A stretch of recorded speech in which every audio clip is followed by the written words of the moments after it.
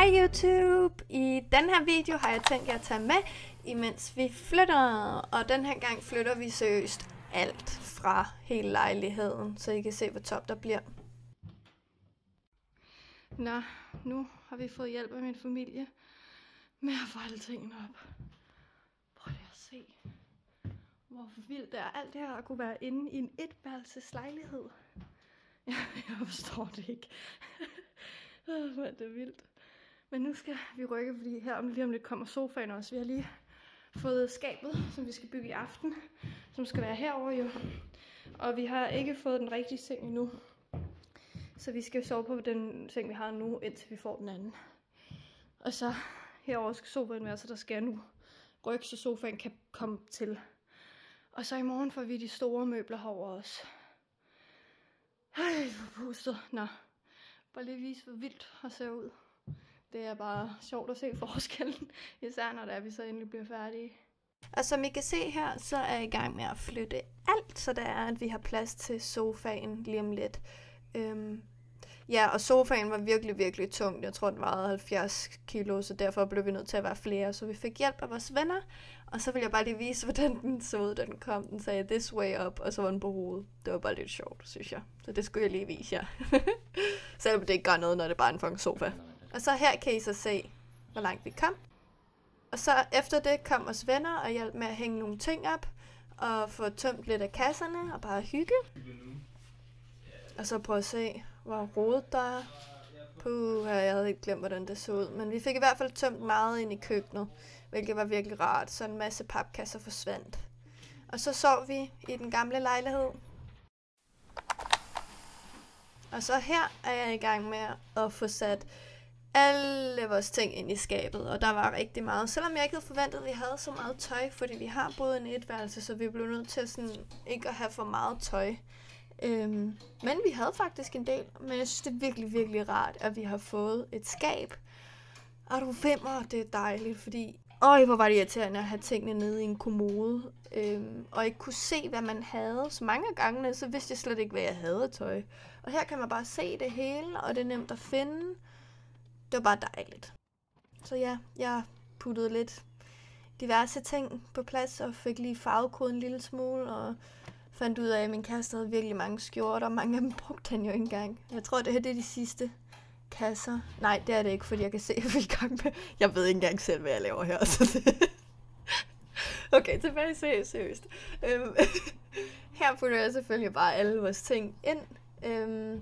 Og det er jo bare at finde en plads. Jeg tænkte, de høje ting bliver til min kæreste, for han er meget højere end mig. Og så de lave hylder, det er til mig. Så det er i hvert fald det system. Og så har vi træningstøj nederst, og de 2 første øverste er... Okay, det er ikke tid til at snakke om. Og så her sætter jeg mine første hylder op, hvilket jeg er meget stolt af. Jeg gjorde det helt selv. Jeg fik selvfølgelig hjælp af min kæreste i forhold til, hvordan man skulle gøre. Men det er ligesom mig, som sætter det ind for første gang alene. Og jeg bruger ikke et dybt nok et hul, så jeg skulle lige bruge et til. Men jeg synes altså, at jeg gjorde det meget godt, vil jeg så lige sige. Det skulle lige ud igen, fordi jeg skulle bruge de der ekstra eller lidt ekstra ind, så den var helt ind i væggen. Jeg ved, det var ikke helt i vatter, men det kommer jeg også til at se om lidt. Men jeg er stadig stolt af, at jeg kunne gøre det. Jeg har ikke hængt noget op siden, så...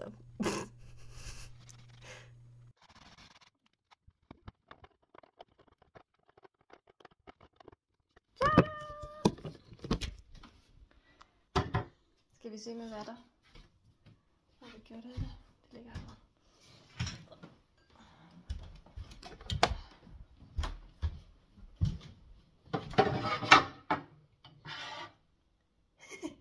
Næsten. Den anden vej. Den her vej. Jeg synes, det er godt nok. Og så her, så er jeg selvfølgelig i gang med at rydde lidt op og lige støvsuge alt det støv, der kommer ud. Vi havde også lidt støv for de andre skabe, vi havde hængt op, så det skulle også lige ryddes op. Og jeg vaskede også lige hylderne, fordi de var stadig lidt ulækre efter at have været i køkkenet i det gamle. Det var også gaskomfur, så det hele bliver lidt fedtet. Men ja, jeg støvsugede bare lige det hele. Og så prøvede jeg at putte nogle af tingene på plads, i forhold til, hvor jeg gerne vil have dem. Men altså, det er jo lidt svært at vide, når man ikke rigtig bruger det endnu. Så jeg prøvede bare at sætte tingene lidt, og så har jeg jo så rykket det efter, for det er bedre, eller hvad jeg nu synes, der er bedre, ikke? Men det var bare lige sådan, jeg lige satte det for at fjerne bøgerne, der var alle kogebøgerne. Kan I se, at jeg sætter ting frem og tilbage. Jeg er ikke helt ved, hvor det skal være.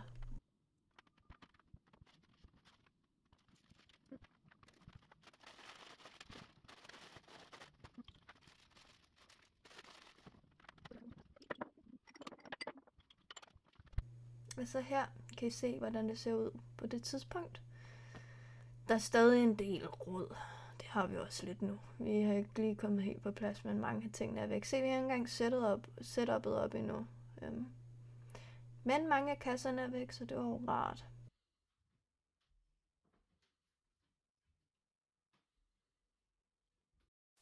Og så efter det fik vi hjælp af min kærestes far til lige at hænge nogle gardinstanger op og ordne noget elektricitet. Så imens de gjorde det, så gik jeg i gang med at lave en skænk, vi lige havde købt i Jysk. Ja, jeg synes faktisk, det gik meget fint. Den var ikke besværlig. Det var en meget fin vejledning, så jeg synes, jeg klarede det meget godt. Se, der er det ur, jeg ikke kan finde lige nu.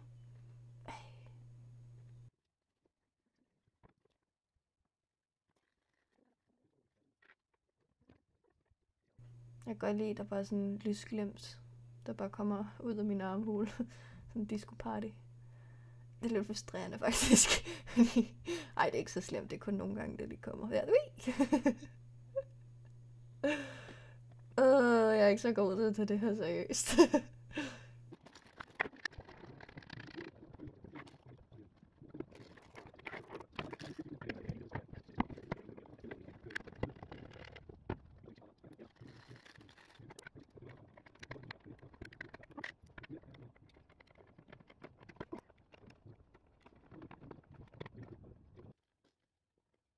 Og her kan man så ikke se så meget, fordi nu er jeg begyndt at samle den. Jeg tror også, jeg cuttede meget af det her af, fordi meget af det kunne man overhovedet ikke se noget, fordi der var allerede kommet så langt, så det hele stod bare i vejen. Men her kan I da se en lille smule, og jeg sætter det sammen.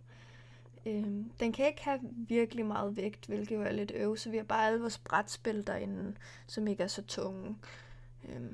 Men vi bruger den også lidt som barbord. Og så her er det færdige resultat.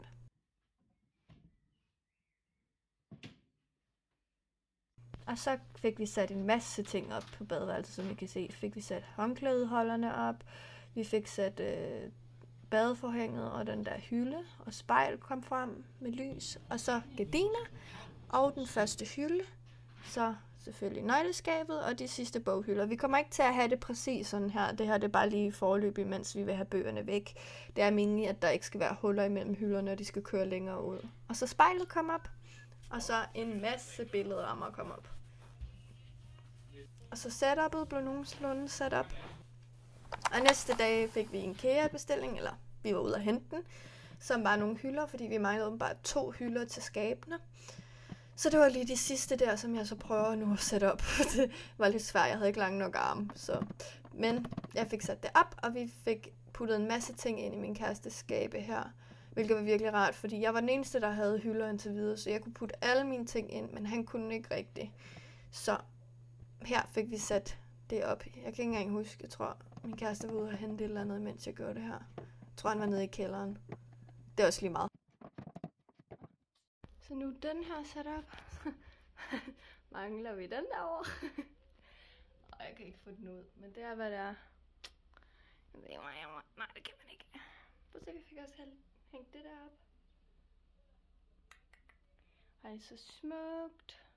Og så sekunder efter fik jeg den selvfølgelig ud. Nå, men den er ude nu. Så nu er den på plads. Og så her kan I se, at vi fik sat lidt op bag computerskærmene til alle mine notesbøger og sådan noget. Og så fik vi vores billeder, eller igen, vi var over at hente dem. Men ja, så den her gang fik vi bare puttet en masse ind i rammerne. Jeg tror ikke, vi fik hængt dem op, fordi at vores nabo begyndte at banke på væggen, selvom klokken kun var 17. Så, men vi fik forberedt i hvert fald på mange af billederne, så vi fik sat alt ind i rammer. Og så vil jeg bare vise sollyset. Og så den her dag, der fik jeg gået over i den gamle lejlighed og begyndt at sortere, fordi vi skulle også fjerne alle tingene i kælderen jo. det er jo ikke det, man viser så tit. Så jeg skulle sortere det hele og få alt derud. Og ja, vi havde en masse lort. Meget af det skulle også ud. Så men her er det tomme, eller nogenlunde tomme. Jeg har fået et af mine billeder op her. Jeg mangler lige, jeg har planer, jeg har fået jord over det hele. Nå, men der er planer om at have flere sådan rundt omkring, også lidt forskellige postkort og sådan noget. Og så vil jeg gerne have det her til at være et sted, hvor jeg kan sådan putte inspiration og sådan noget. Og så kom billederne op i køkken/spisestue-sted. Og så var det den sidste dag, hvor at vi skulle gøre lejligheden ren. Og som I kan se, så stod jeg for toilettet som det første. Skulle jeg lige gøre det hele ren og afkalke og alt sådan noget, der tog 100 år. Men jeg synes virkelig, det blev pænt. Og så skulle vi også ordne køkkenet og stuen og alle hylder. Og det var kedeligt. Og ovnen var også rigtig vigtig. Så det er, fordi hvis det ikke er rent nok, så tager de det for vores depositum, og vi vil jo gerne have det videre med. Så men nu viser jeg bare lige, hvor pænt det blev alt sammen, da vi havde gjort det rent. Og så er det så farvel til den gamle lejlighed. Det er sgu lidt trist. Men vi har fået en rigtig fin lejlighed, så det er jo det vigtigste. Jeg skulle lige tjekke, om jeg havde nøglerne.